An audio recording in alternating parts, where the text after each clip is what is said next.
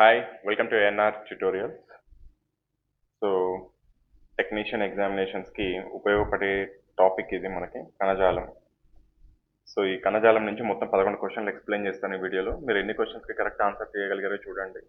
Minimum 9 క్వశ్చన్స్కి answer చేయగలిగితే మీరు ఓకే ఈ టాపిక్లో పర్ఫెక్ట్ ఉన్నట్లు. అంతకంటే తక్కువగా చేస్తున్నారంటే మాత్రం ఒకసారి ఈ టాపిక్ని తీసి రివైజ్ చేసుకోవాలి. రైల్వే ఉద్యోగమే లక్ష్యంగా పెట్టుకుని ప్రిపేర్ అవుతున్న విద్యార్థులందరి కోసము ఏఎన్ఆర్ పబ్లికేషన్ నుంచి ఎక్స్ట్రాడినరీ బుక్స్ అందుబాటులో ఉన్నాయి. 2024, 2025, 2026లో జరిగిన రైల్వే పరీక్షలలో అత్యధిక మార్కులు ఈ పుస్తకాల నుండే రావడం జరిగింది.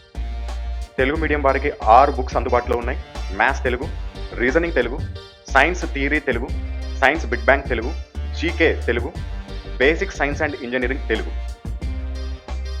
ఇంగ్లీష్ మీడియం వారికి 3 పుస్తకాలు అందుబాటులో ఉన్నాయి. Maths English, reasoning English, science big bang English. ఈ పుస్తకాల యొక్క ఫ్రీ హోమ్ డెలివరీ కొరకు స్క్రీన్ పైన చూపిస్తున్న నెంబర్కి వాట్సాప్లో హాయ్ అని మెసేజ్ చేసినట్లయితే మీరు డీటెయిల్స్ పొందగలుగుతారు. లేదా కింద డిస్క్రిప్షన్ బాక్స్లో ఇచ్చిన బుక్స్ యొక్క రివ్యూ వీడియో చూడడం ద్వారా మీరు ఇతర వివరాలు కూడా తెలుసుకోగలుగుతారు. ఫస్ట్ క్వశ్చన్, కణజాలం అంటే ఏమిటి? అసలు కణజాలం అంటే ఏంది? అంటే కొన్ని కణాల సమూహం, సపోజ్ ఇవన్నీ కణాలు అనుకోండి, ఒకదానికొకటి అమర్చబడి ఉంటాయి. దీన్ని కణజాలం అంటాం మనం. ఓకేనా? కణజాలం చాలా రకాలు ఉంటాయి. కండర కణజాలం అని చెప్పి, నాడీ కణజాలం అని చెప్పేసి, రక్తం యొక్క కణజాలం అని చెప్పేసి, ఈ విధంగా రకాలు ఉంటాయి. మెయిన్గా 3 రకాలు ఉంటాయి. ఓకేనా? సో అసలు కణజాలం అంటే ఏంది? కణాల సమూహం అని చెప్పుకున్నాం. ఇంకా ఎలాబొరేట్ చేయాలంటే శరీరంలో ఒకే విధమైన నిర్మాణం కలిగి ఉండి, ఒకే ఆరిజిన్, ఒకే మూలం కలిగి ఉండి, ఒకే ఫంక్షన్స్, అన్ని కణాలు ఒకే ఫంక్షన్స్ అంటే ఒకే విధంగా పనిచేసే కణాలు అన్నిటి కలిసి ఏర్పడిన సమూహాన్ని కణజాలం అంటాం. సో ఇప్పుడు ఈ కణజాలం అంటే ఏమిటి అనే దానికి కరెక్ట్ ఆన్సర్ ఎక్కడుంది చూడండి. Option 1, option 2, option 3, option 4. మీరు చూసి సమాధానం చెప్పొచ్చు. ఇందాకే చెప్పుకున్నాం, ఉత్పత్తిలోను అంటే ఆరిజిన్, పుట్టుకలోను, అదేవిధంగా పనితీరులోను సారూప్యత కలిగి ఉండే కణాల సమూహమే కణజాలం. సో కరెక్ట్ ఆన్సర్ ఏంటి? ఆప్షన్ 4.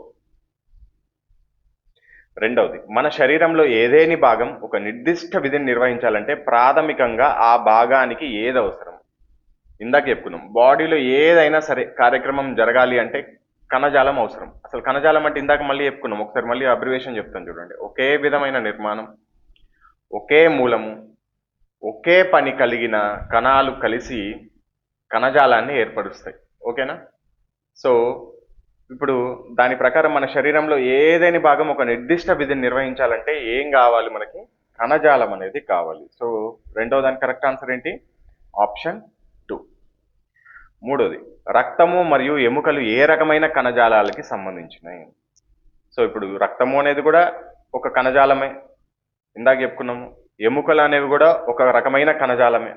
సో ఇవన్నీ ఎటువంటి కణజాలము? సంయోజక కణజాలమా, ఉపకళా కణజాలమా, విభజన కణజాలమా, నాడీ కణజాలమా? నాడీ కణజాలం అంటే బ్రెయిన్లో ఉండేటి అన్ని మనకి నాడీ కణజాలం అని చెప్పుకోవచ్చు.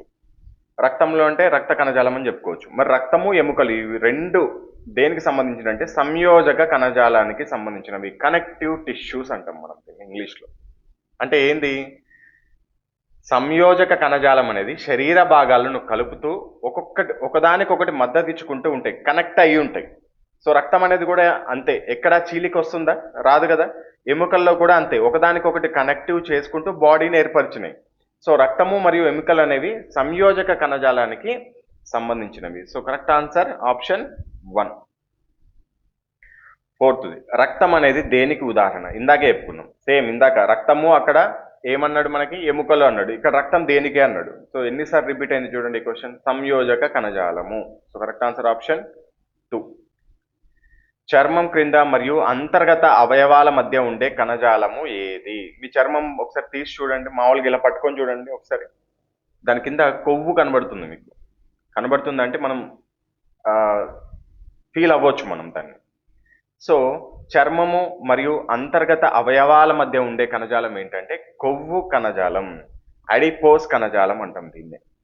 సో చర్మము మరియు అంతర్గత అవయవాలు, లోపల ఉన్న అవయవాల మధ్య ఉండే కణజాలం ఏది అంటే కొవ్వు కణజాలం, అడిపోస్ కణజాలం. సో 5వది కరెక్ట్ ఆన్సర్ ఆప్షన్ 2. నెక్స్ట్ 6ది, క్రింది వాటిలో ఏది కణజాలం కాదు? ఎముకలు అనేవి కణజాలమే, ఇందాక చెప్పుకున్నాం. సో రక్తము అనేది కణజాలమే, కండరము కూడా కండర కణజాలము అని కూడా చెప్పుకున్నాం. కానీ న్యూరాన్ అనేది కణజాలం కాదు. ఇది అర్థమైందా? నాడీ కణజాలం వేరు, కానీ న్యూరాన్ అనేదే సపరేట్ కణజాలం అంటున్నాడు. న్యూరాన్ అనేది కణజాలం కాదు. ఇది ఒక సంధానకర్త ఇది, కానీ కణజాలం కాదు. సో ఆరోది కరెక్ట్ ఆన్సర్ ఏంటి?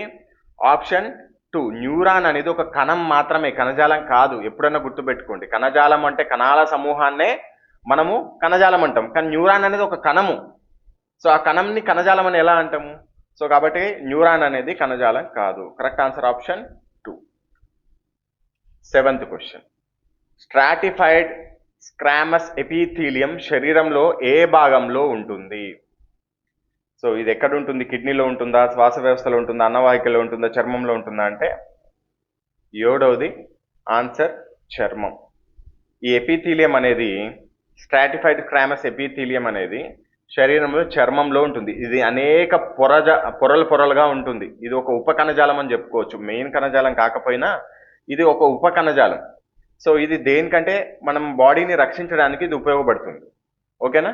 సో మెయిన్గా ఇది చర్మం, శరీరంలో ఏ భాగంలో ఉంటుందంటే చర్మంలో ఉంటుంది. గుర్తుపెట్టుకోండి, stratified squamous epithelium. So correct answer option 4. 8వది. ఏ కణజాలంలో కణాలు మాతృకలో పొందుపరచబడి ఉంటాయి? ఎప్పుడన్నా గుర్తుపెట్టుకోండి, కణజాలం అంటే ఏంది?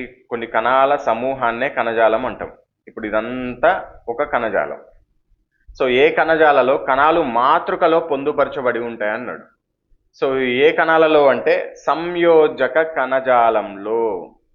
నాడీ కణజాలం కాదు, కండర కణజాలం కాదు, ఉపకళా కణజాలం కాదు. ఏవైతే సంయోజక కణజాలం ఉందో, ఎముకలు, రక్తము, ఇలాంటి వాటిలో కణాలు వాటి యొక్క మాతృకలో పొందుపరచబడి ఉంటాయి. సంయోజక కణజాలంలో కణాల మధ్య ఎక్కువ పరిమాణంలో మాతృక అనేది ఉంటుంది. సో కాబట్టి సంయోజక కణజాలంలో కణాలు వాటి మాతృకలో పొందుపరచబడి ఉంటాయి. So correct answer option 1. 9వది. క్రింది వాటిలో సంయోజక కణజాలం ఏది? ఎన్నిసార్లు చూడండి, తిప్పి తిప్పి ఇచ్చాడు అంతే. బాగా ఇంపార్టెంట్ ఇక్కడ. సో ఈ క్వశ్చన్ అనేది చాలా చాలా ఇంపార్టెంట్. మేము ఎంత వెతికినా ఇంకా కొన్ని క్వశ్చన్స్ ఇద్దాం అనుకున్నా కానీ మొత్తం వీటి మీదే దొరికినాయి. గత కొన్ని సంవత్సరాలుగా వచ్చిన పేపర్లో, రీసెంట్గా వచ్చిన పేపర్లలో మీకు అతి తక్కువ క్వశ్చన్లో ఎక్కువ విజ్ఞానం అందించాలంటే ఈ క్వశ్చన్లు తీయాల్సి వచ్చింది. సో క్రింది వాటిలో సంయోజక కణజాలం ఏది? ఇందాకే నేర్చుకున్నాం మనం. సంయోజక కణజాలము ఏది? రక్తం. రక్తము, ఎముకలు సంయోగ కణజాలం అని చెప్పుకున్నామా? జుట్టు కాదు, ఒకదానికొకటి బంధించబడి ఉండదు. గోర్లు అంతే, పన్ను అంతే. రక్తం అనేది కనెక్టివ్ టిష్యూ, బంధక కణజాలం, ఒకదానితో ఒకటి బంధించబడి ఉంటుంది కాబట్టి దీన్ని సంయోజక కణజాలం అంటాం. So correct answer option 2. 10వది. కండర కణజాలం ప్రధానంగా ఎన్ని రకాలు? మీకు ఇందాకే చెప్పుకున్నాం మనం, 3 రకాలుగా ఉంటుంది. సో కండర కణజాలం అనేది, కండరాలు 3 రకాలుగా ఉంటాయి. ఒకటి స్ట్రైటెడ్ కణజాలము, అన్స్ట్రైటెడ్ కణజాలము, కార్డియాక్ కణజాలము అంటాం. సపోజ్కి స్ట్రైటెడ్ కణజాలము,